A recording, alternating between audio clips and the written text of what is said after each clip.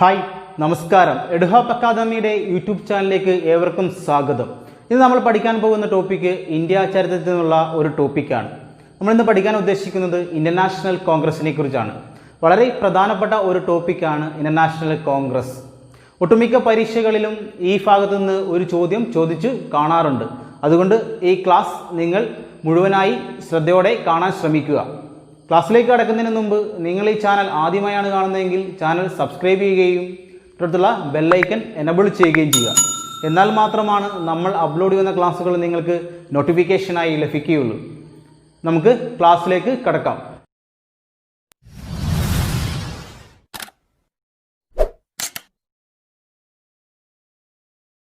നമുക്ക് ആദ്യമായി ഇന്റർനാഷണൽ കോൺഗ്രസിന്റെ രൂപീകരണവുമായി ബന്ധപ്പെട്ട ചില കാര്യങ്ങളൊന്ന് പരിശോധിക്കാം. ഇന്റർനാഷണൽ കോൺഗ്രസ് രൂപീകൃതമായ വർഷം 1885 ഡിസംബർ 28-നാണ്. ഓർക്കുക, 1885 ഡിസംബർ 28-ന് ബോംബെയിലെ ഗോകുൽദാസ് തേജ്പാൽ സംസ്കൃത കോളേജിൽ വെച്ചാണ് ഇന്റർനാഷണൽ കോൺഗ്രസ് രൂപീകൃതമായത്.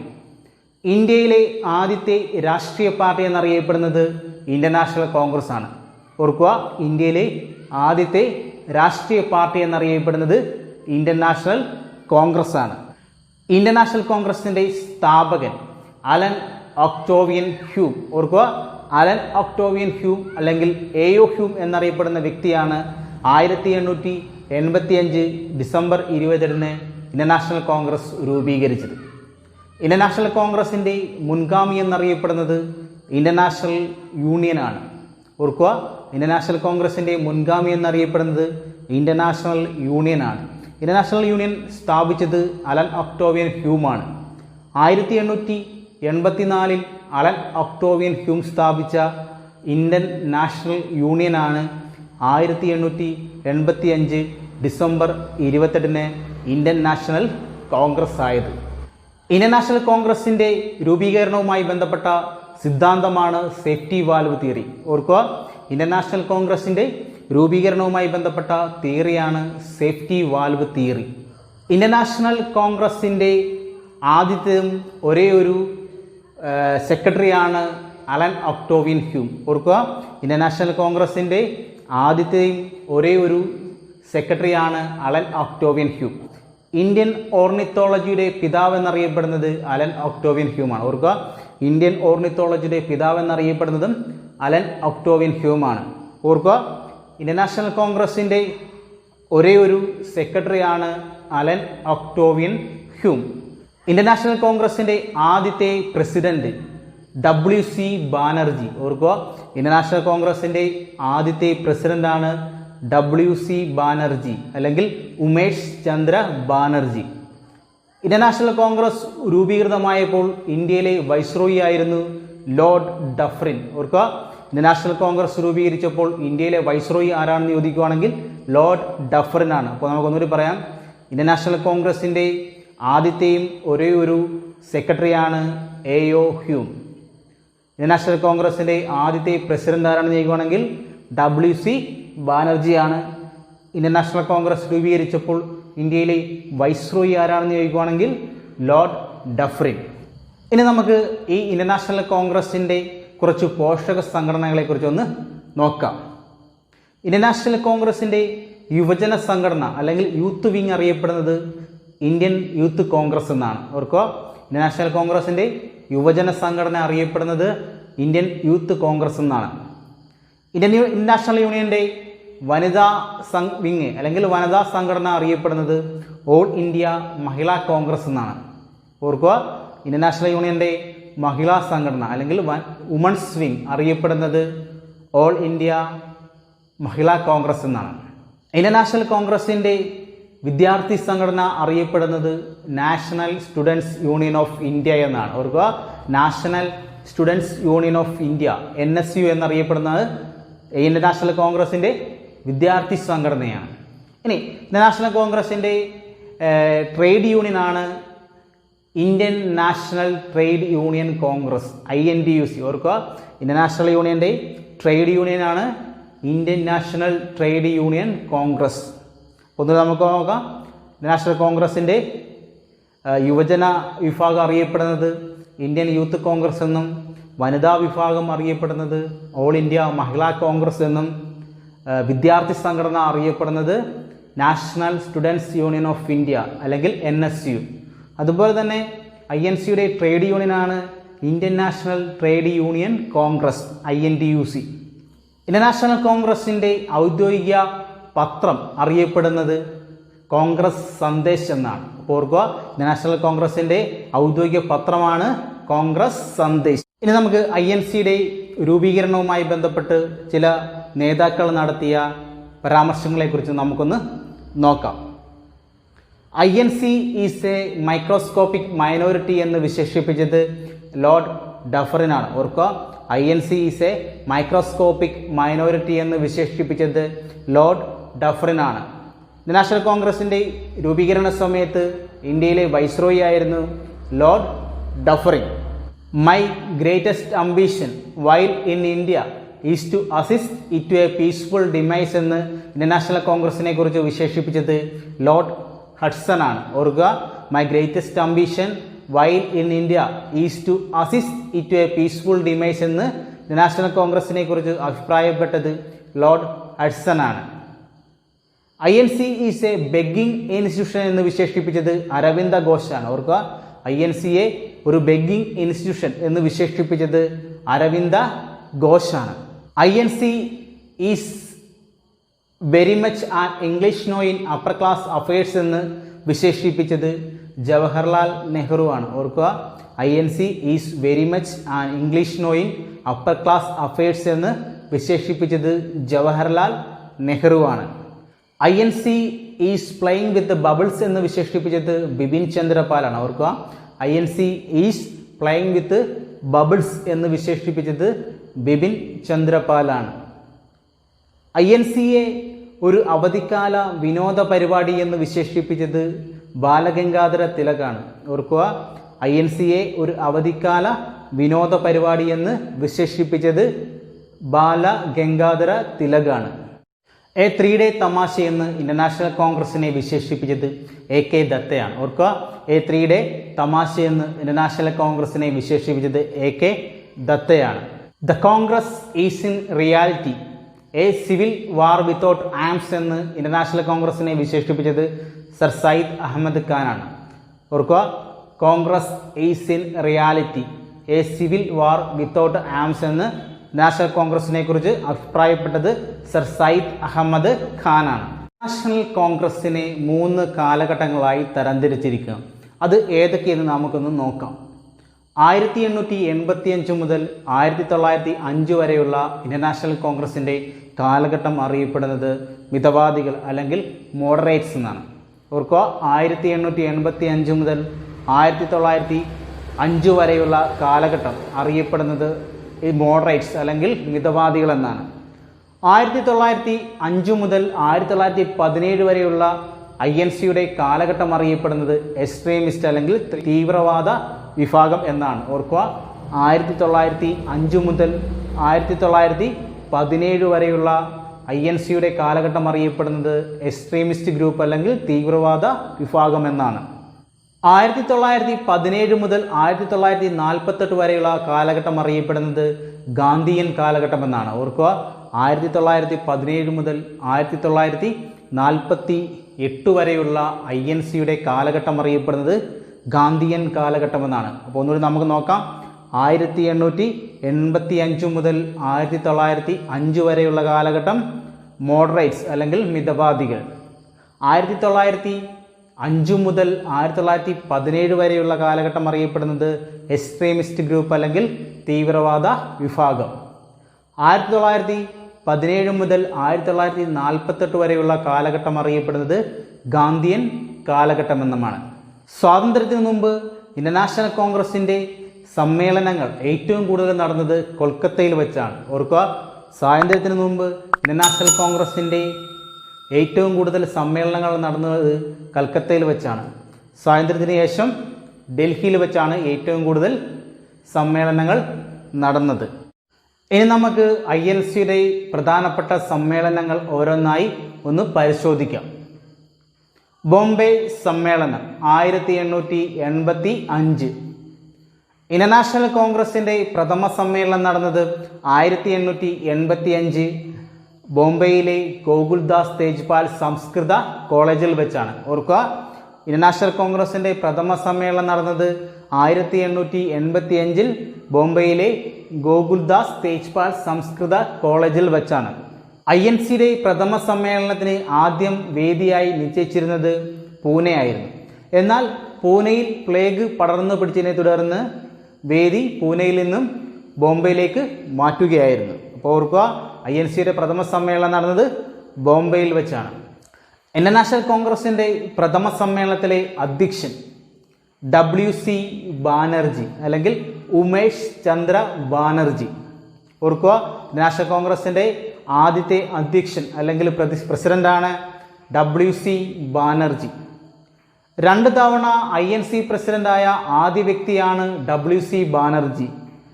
1892 അലഹബാദ് സമ്മേളനത്തിലും അദ്ദേഹം ഇന്ത്യൻ നാഷണൽ കോൺഗ്രസിന്റെ അധ്യക്ഷനായിട്ടുണ്ട്. അപ്പോൾ ഓർക്കുക, INCയുടെ ആദ്യ സമ്മേളനത്തിലെ അധ്യക്ഷനായിരുന്നു WC ബാനർജി.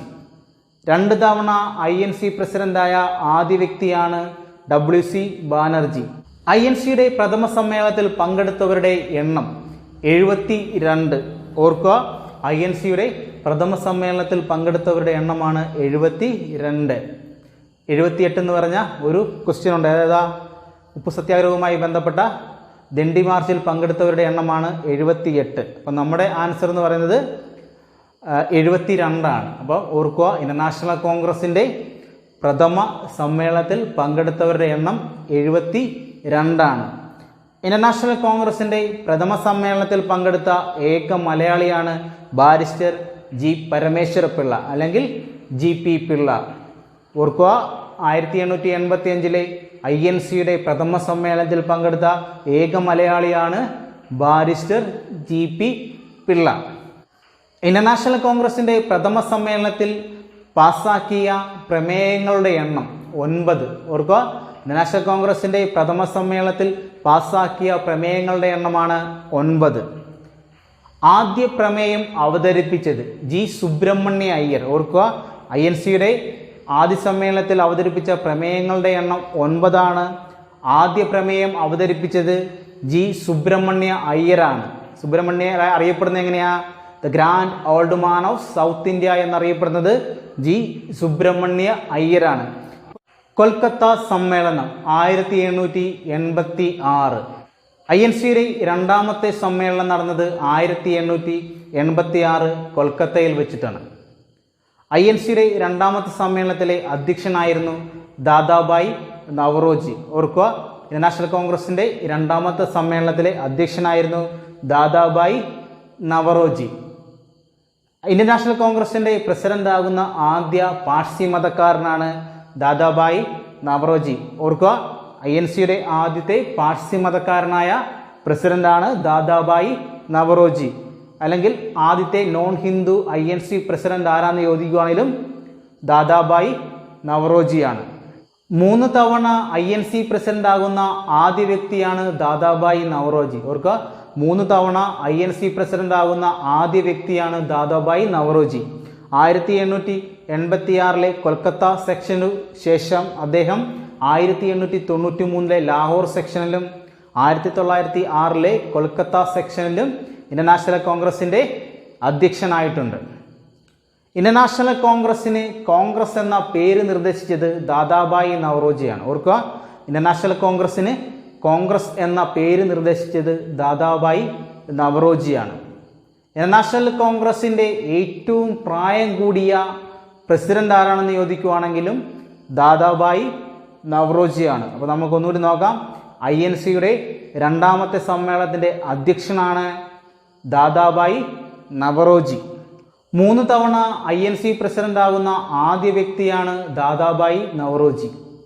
1886 കൊൽക്കത്ത, 1893 ലാഹോർ, 1906 കൊൽക്കത്ത. കോൺഗ്രസിൻ എന്ന പേര് INCക്ക് നൽകിയ വ്യക്തിയാണ് അല്ലെങ്കിൽ നിർദ്ദേശിച്ച വ്യക്തിയാണ് ദാദാബായി നവറോജി. INCയുടെ ഏറ്റവും പ്രായം കൂടിയ പ്രസിഡന്റാണ് ദാദാബായി നവറോജി. ഇനി ദാദാഭായ് നവറോജിനെ കുറിച്ച് കുറച്ച് കാര്യങ്ങൾ നമുക്കൊന്ന് നോക്കാം. The grand old man of India എന്നറിയപ്പെടുന്നത് ദാദാഭായ് നവറോജിയാണ്. ഓർക്കുക, the grand old man of India, ഇന്ത്യയുടെ വന്ധ്യവയോധികൻ എന്നറിയപ്പെടുന്നത് ദാദാഭായ് നവറോജിയാണ്. The father of Indian economics and politics എന്ന് ചോദിക്കുന്നത് ദാദാഭായ് നവറോജിയാണ്. ഓർക്കുക, the father of Indian economics and politics എന്നറിയപ്പെടുന്നത് ദാദാഭായ് നവറോജിയാണ്. ഇന്ത്യയുടെ ദേശീയ വരുമാനം ആദ്യമായി കാൽക്കുലേറ്റ് ചെയ്ത വ്യക്തി ആരാണെന്ന് ചോദിക്കുകയാണെങ്കിലും ദാദാഭായ് നവറോജിയാണ്. ഓർക്കുക, ഇന്ത്യയുടെ നാഷണൽ ഇൻകം ആദ്യമായി കണക്കാക്കിയ വ്യക്തിയാണ് ദാദാഭായ് നവറോജി. ബ്രിട്ടീഷ് പാർലമെന്റിൽ അംഗമായ ആദ്യത്തെ ഏഷ്യക്കാരനാണ് ദാദാഭായ് നവറോജി. ഓർക്കുക, ബ്രിട്ടീഷ് പാർലമെന്റിൽ അംഗമായ ആദ്യത്തെ ഏഷ്യക്കാരനാണ് ദാദാഭായ് നവറോജി. അദ്ദേഹത്തിൻ്റെ ഏറ്റവും പ്രധാനപ്പെട്ട ഒരു സിദ്ധാന്തമാണ് ഡ്രെയിൻ തിയറി അല്ലെങ്കിൽ ചോർച്ച സിദ്ധാന്തം. ദാദാഭായ് നവറോജിയുടെ പ്രധാന ബുക്കാണ് poverty and British rule in India. ഓർക്കുക, വളരെ പ്രധാനപ്പെട്ടതാണ്. അദ്ദേഹത്തിൻ്റെ തിയറി ഏതാണെന്ന് ചോദിക്കുകയാണെങ്കിൽ ഡ്രെയിൻ തിയറി അല്ലെങ്കിൽ ചോർച്ച സിദ്ധാന്തമാണ്. ദാദാഭായ് നവറോജിയുടെ പ്രധാനപ്പെട്ട ബുക്ക് ഏതെന്ന് ചോദിക്കുകയാണെങ്കിൽ poverty and British rule in India എന്നാണ്. അതുകൂടാതെ ദാദാഭായ് നവറോജിയുടെ രണ്ട് പ്രധാനപ്പെട്ട പത്രങ്ങളാണ് വോയിസ് ഓഫ് ഇന്ത്യയും റസ്ത് ഗോഫ്താർ. ഓർക്കുക, വോയിസ് ഓഫ് ഇന്ത്യയും റസ്ത് ഗോഫ്താറും ആരുടെ പത്രമാണെന്ന് ചോദിക്കുകയാണെങ്കിൽ ദാദാഭായ് നവറോജിയുടെ രണ്ട് പത്രങ്ങളാണ്. മദ്രാസ് സമ്മേളനം 1887. ഇന്ത്യൻ നാഷണൽ കോൺഗ്രസിൻ്റെ മൂന്നാമത്തെ സമ്മേളനം നടന്നത് 1887 മദ്രാസിൽ വെച്ചാണ്. ദക്ഷിണേന്ത്യയിൽ നടന്ന ആദ്യത്തെ INC സമ്മേളനമാണ് 1887. അധ്യക്ഷൻ ബദറുദ്ദീൻ തിയാബ്ജി. INC പ്രസിഡന്റാകുന്ന ആദ്യ മുസ്ലിമാണ് ബദറുദ്ദീൻ തിയാബ്ജി. ഓർക്കുക, INC പ്രസിഡന്റാകുന്ന ആദ്യ മുസ്ലിമാണ് ബദറുദ്ദീൻ തിയാബ്ജി. അധികാരത്തിലിരിക്കെ അന്തരിച്ച ആദ്യത്തെ INC പ്രസിഡന്റാണ് ബദറുദ്ദീൻ തിയാബ്ജി. അപ്പോൾ ഇത്രയൊക്കെയാണ് മൂന്നാമത്തെ സമ്മേളനവുമായി ബന്ധപ്പെട്ടത്. നമുക്കൊന്നുകൂടി നോക്കാം. INCയുടെ മൂന്നാമത്തെ സമ്മേളനം നടന്നത് 1887 മദ്രാസിൽ വെച്ചാണ്. ദക്ഷിണേന്ത്യയിൽ വെച്ച് നടന്ന ആദ്യത്തെ INC സമ്മേളനമാണ് 1887 മദ്രാസ് സമ്മേളനം. അധ്യക്ഷൻ ബദറുദ്ദീൻ തിയാബ്ജി. INC പ്രസിഡന്റാകുന്ന ആദ്യ മുസ്ലിമാണ് ബദറുദ്ദീൻ തിയാബ്ജി. അധികാരത്തിലിരിക്കെ അന്തരിച്ച ആദ്യത്തെ INC പ്രസിഡന്റും ബദറുദ്ദീൻ തിയാബ്ജിയാണ്. അലഹബാദ് സമ്മേളനം 1888. INCയുടെ നാലാമത്തെ സമ്മേളനമായിരുന്നു അലഹബാദിൽ വെച്ച് 1888 നടന്നത്. അധ്യക്ഷൻ ജോർജ് യൂൾ. INC പ്രസിഡന്റാകുന്ന ആദ്യ വിദേശിയാണ് ജോർജ് യൂൾ. ഇതാണ് ഈ നാലാമത്തെ സമ്മേളനത്തിൻ്റെ പ്രധാന പ്രത്യേകത എന്ന് പറയുന്നത്. നമുക്ക് നോക്കാം. INCയുടെ നാലാമത്തെ സമ്മേളനം നടന്നത് 1888 അലഹബാദിൽ വെച്ചാണ്. INC president George Yule. INC പ്രസിഡന്റാകുന്ന ആദ്യ വിദേശിയാണ് ജോർജ് യൂൾ. ബോംബെ സമ്മേളനം 1889. INCയുടെ അഞ്ചാമത്തെ സമ്മേളനമാണ് 1889 ബോംബെയിൽ വെച്ച് നടന്നത്. അധ്യക്ഷൻ വില്യം വെഡർബൻ. ഓർക്കുക, അഞ്ചാമത്തെ സമ്മേളനത്തിൻ്റെ അധ്യക്ഷനായിരുന്നു വില്യം വെഡർബൻ. INC പ്രസിഡന്റാകുന്ന രണ്ടാമത്തെ വിദേശിയാണ് വില്യം വെഡർബൻ. 2 തവണ INC പ്രസിഡന്റായ ഏക വ്യക്തിയാണ് William Wedderburn. 1910 Allahabad സമ്മേളനത്തിലും William Wedderburn INCയുടെ അധ്യക്ഷനായിട്ടുണ്ട്. അപ്പോൾ ഓർക്കുക, INC പ്രസിഡന്റാകുന്ന രണ്ടാമത്തെ വിദേശിയാണ് വില്യം വെഡർബൻ. 2 തവണ INC പ്രസിഡന്റാകുന്ന ഏക വിദേശിയാണ് വില്യം വെഡർബൻ. 1910 അലഹബാദിലും വില്യം വെഡർബൻ INCയുടെ അധ്യക്ഷനായിട്ടുണ്ട്. The British committee of INC രൂപീകൃതമായ വർഷമാണ് 1889. ഓർക്കുക, the British committee of INC രൂപീകൃതമായ വർഷമാണ് 1889. ബ്രിട്ടീഷ് കമ്മിറ്റി ഓഫ് INCയുടെ മുഖപത്രമാണ് ഇന്ത്യ. അപ്പോൾ ഇത്രയൊക്കെയാണ് അഞ്ചാമത്തെ സമ്മേളനവുമായി ബന്ധപ്പെട്ട പ്രധാനപ്പെട്ട കാര്യങ്ങൾ. നമുക്കൊന്നും കൂടി ഒന്ന് നോക്കാം. INCയുടെ അഞ്ചാമത്തെ സമ്മേളനം നടക്കുന്നത് 1889 ബോംബെയിൽ വെച്ചാണ്. അധ്യക്ഷൻ വില്യം ബെഡർബൻ. INC പ്രസിഡന്റാകുന്ന രണ്ടാമത്തെ വിദേശി. 2 തവണ INC പ്രസിഡന്റാകുന്ന ഏക വ്യക്തിയാണ് വില്യം ബെഡർബൻ. 1910 അലഹബാദിൽ വെച്ചും അദ്ദേഹം INCയുടെ പ്രസിഡന്റായിട്ടുണ്ട്. The British committee of INC രൂപീകൃതമായ വർഷമാണ് 1889. ദ ബ്രിട്ടീഷ് കമ്മിറ്റി ഓഫ് INCയുടെ മുഖപത്രമാണ് ഇന്ത്യ. കൊൽക്കത്ത സമ്മേളനം 1890.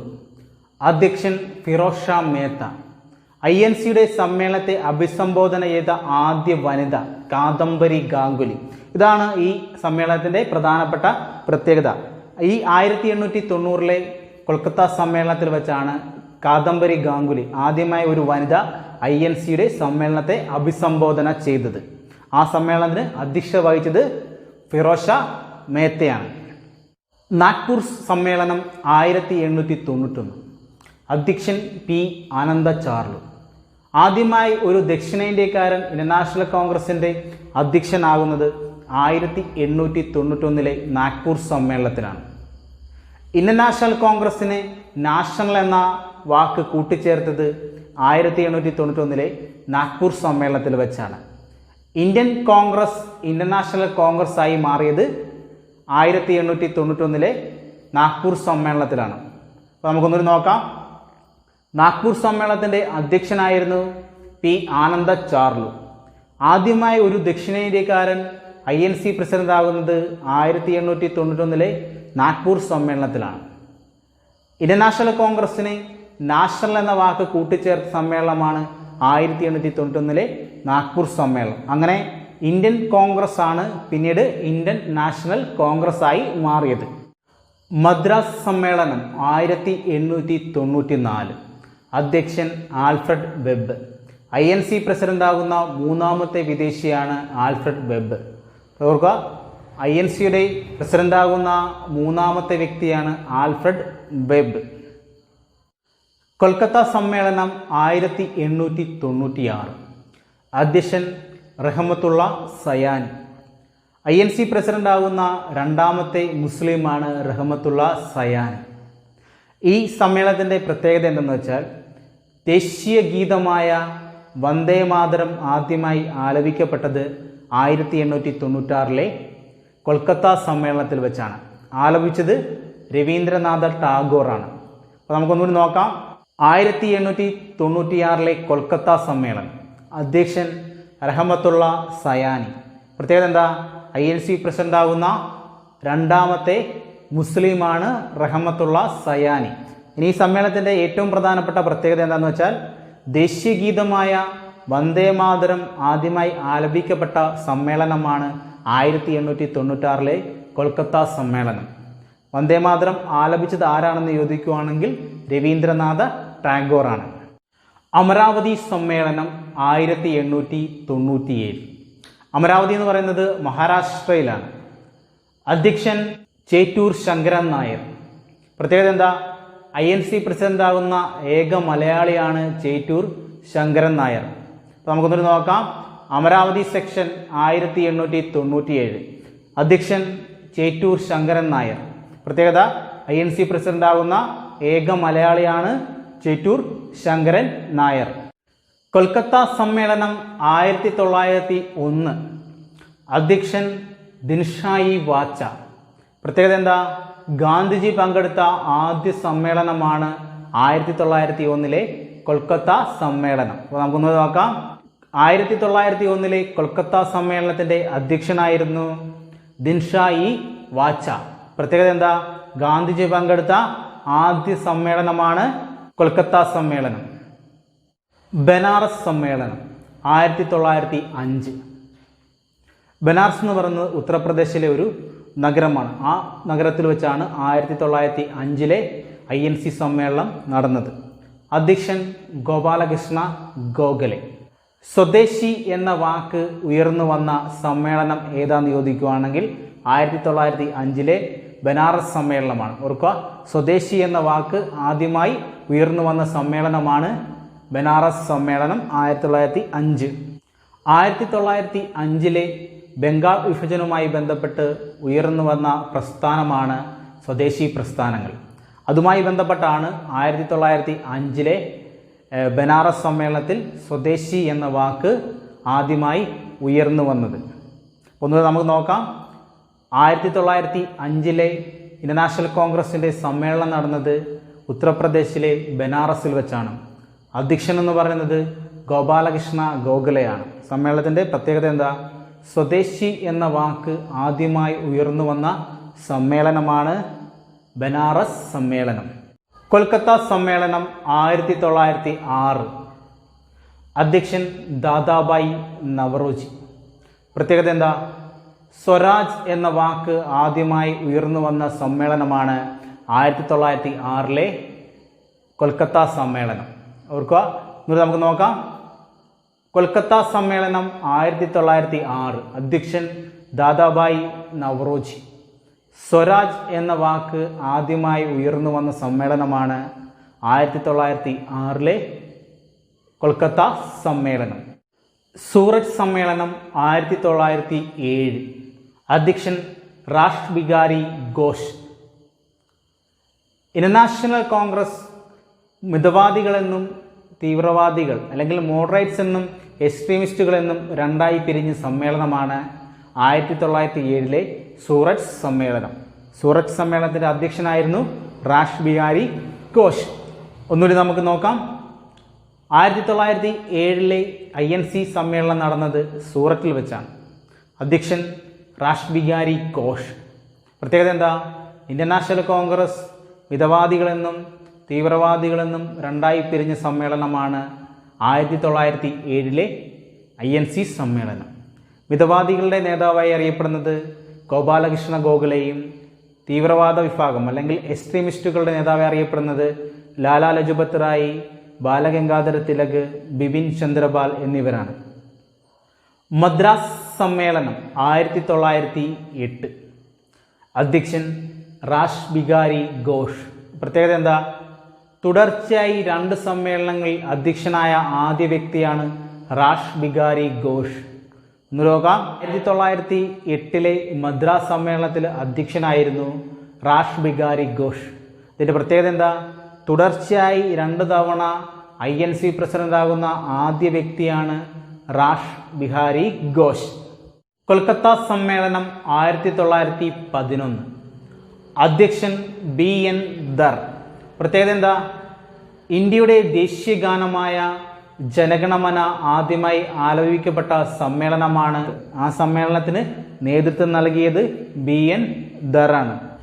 ഇന്ത്യയുടെ ദേശീയ ഗാനമായ ജനഗണമന ആദ്യമായി ആലപിക്കപ്പെട്ടത് 1911 കൊൽക്കത്ത INC സമ്മേളനത്തിൽ വെച്ചാണ്. തലസ്ഥാനം കൊൽക്കത്തയിൽ നിന്നും ഡൽഹിയിലേക്ക് മാറ്റിയ വർഷമാണ് 1911. ബംഗാൾ വിഭജനം റദ്ദാക്കിയ വർഷം 1911. Lord Hardinge. ബങ്കിപ്പൂർ സമ്മേളനം 1912. ബങ്കിപ്പൂർ എന്ന് പറയുന്നത് ബീഹാറിലെ ഒരു നഗരമാണ്. അവിടെ വെച്ചാണ് 1912 നാഷണൽ കോൺഗ്രസിൻ്റെ സമ്മേളനം നടന്നത്. അധ്യക്ഷൻ RN മധോൾക്കർ.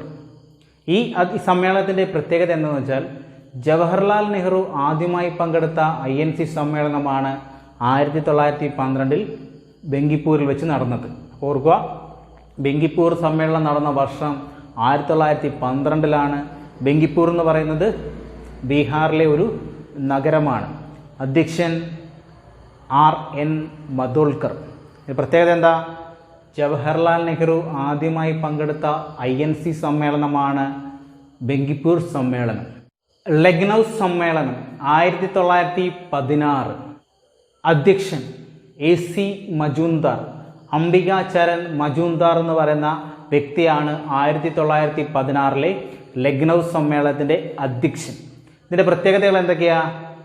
ഇന്റർനാഷണൽ കോൺഗ്രസ് മിതവാദികളും തീവ്രവാദികളും വീണ്ടും ഒന്നിച്ച സമ്മേളനമാണ് 1916 ലക്നൗ സമ്മേളനം. നമ്മൾ നേരത്തെ പഠിച്ചു 1907 സൂററ്റ് സമ്മേളനത്തിൽ വെച്ചാണ് കോൺഗ്രസ് രണ്ടായി പിളർന്നത്, മിതവാദികളെന്നും തീവ്രവാദ വിഭാഗമെന്നും. ആ രണ്ട് വിഭാഗങ്ങൾ 1916 ലക്നൗ സമ്മേളനത്തിൽ വെച്ചാണ് വീണ്ടും ഒന്നിച്ചത്. ഗാന്ധിജിയും ജവഹർലാൽ നെഹ്റുവും കണ്ടുമുട്ടിയ ആദ്യ സമ്മേളനമാണ് 1916 ലക്നൗ സമ്മേളനം. ഓർത്തിരിക്കുക, ജവഹർലാൽ നെഹ്റുവും മഹാത്മാഗാന്ധിയും കണ്ടുമുട്ടിയത് 1916 ലക്നൗ സമ്മേളനത്തിൽ വെച്ചാണ്. മുസ്ലിം ലീഗ് പങ്കെടുത്ത ആദ്യ INC സമ്മേളനമാണ് 1916 ലക്നൗ സമ്മേളനം. മുസ്ലിം ലീഗ് പങ്കെടുത്ത ആദ്യ INC സമ്മേളനം ഏതാണെന്ന് ചോദിക്കുകയാണെങ്കിൽ 1916 ലക്നൗ സമ്മേളനത്തിൽ വെച്ചാണ്. മുസ്ലിം ലീഗ് പങ്കെടുക്കാനുള്ള ഇടയായ ഉടമ്പടിയാണ് ലക്നൗ പാക്ട് അല്ലെങ്കിൽ ലക്നൗ ഉടമ്പടി. ലക്നൗ പാക്ട് ഒപ്പുവെച്ച വർഷം 1916.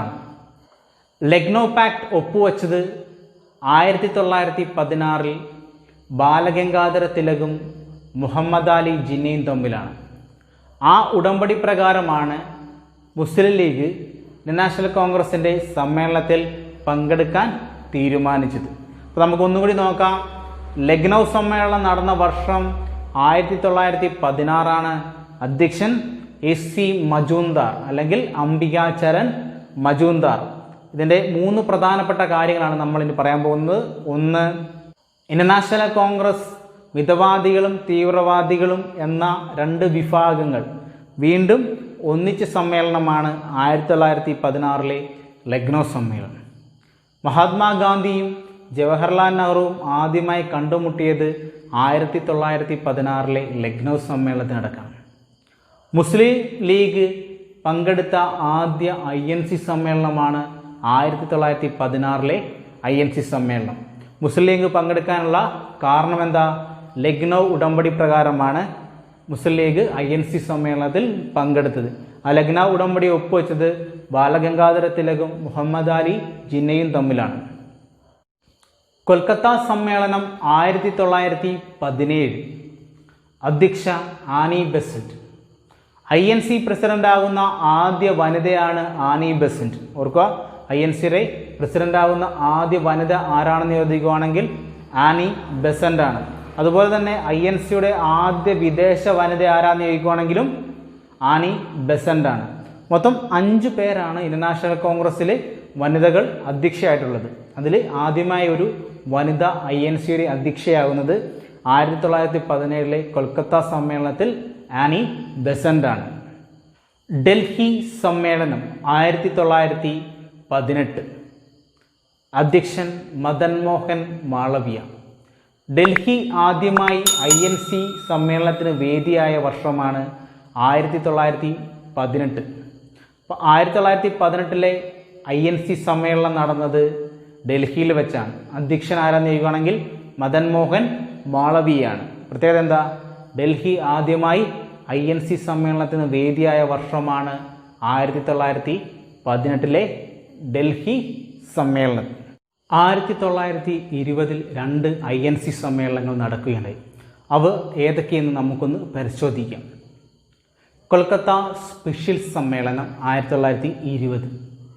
അധ്യക്ഷൻ ലാല ലജ്പത് റായ്. പ്രത്യേകത എന്താ? നോൺ കോർപ്പറേഷൻ റെസൊല്യൂഷൻ പാസാക്കിയ INC സമ്മേളനമാണ് 1920 കൊൽക്കത്ത സ്പെഷ്യൽ സമ്മേളനം. ഓർക്കുക, കൊൽക്കത്ത സ്പെഷ്യൽ സമ്മേളനം നടന്ന വർഷം 1920. അധ്യക്ഷൻ ലാല ലജ്പത് റായ് ആണ്.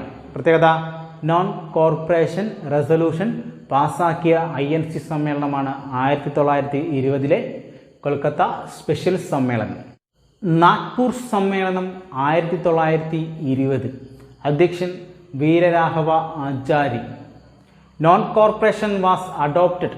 1920 കൊൽക്കത്ത സ്പെഷ്യൽ സമ്മേളനത്തിൽ പാസാക്കിയ നോൺ കോർപ്പറേഷൻ അത് INC അഡോപ്റ്റ് ചെയ്ത വർഷമാണ് 1920 നാഗ്പൂർ സമ്മേളനം. ആ സമ്മേളനത്തിൽ അധ്യക്ഷത വഹിച്ചത് ആരാ? വീരരാഘവ ആചാര്യയാണ്. നമ്മൾ ഇതുവരെ പഠിച്ചുകൊണ്ടിരുന്ന ഇന്റർനാഷണൽ കോൺഗ്രസ് എന്ന പാഠഭാഗത്തിൻ്റെ പാർട്ട് 1 ഇവിടെ വൈൻഡപ്പ് ചെയ്യുകയാണ്. നിങ്ങൾക്ക് ക്ലാസ് ഇഷ്ടപ്പെട്ടെന്ന് വിചാരിക്കുന്നു. ക്ലാസ് ഇഷ്ടപ്പെട്ടെങ്കിൽ ലൈക്ക് ചെയ്യുക, നിങ്ങളുടെ അഭിപ്രായങ്ങൾ കമൻ്റായി രേഖപ്പെടുത്തുക. അതുപോലെ തന്നെ നിങ്ങൾ ഇതുവരെ ഈ ചാനൽ സബ്സ്ക്രൈബ് ചെയ്തിട്ടില്ലെങ്കിൽ ചാനൽ സബ്സ്ക്രൈബ് ചെയ്യുകയും തൊട്ടടുത്തുള്ള ബെല്ലൈക്കൺ എനബിൾ ചെയ്യുകയും ചെയ്യുക. എന്നാൽ മാത്രമാണ് നമ്മൾ അപ്ലോഡ് ചെയ്യുന്ന ക്ലാസ്സുകൾ നിങ്ങൾക്ക് നോട്ടിഫിക്കേഷനായി ലഭിക്കുകയുള്ളൂ. നന്ദി, നമസ്കാരം.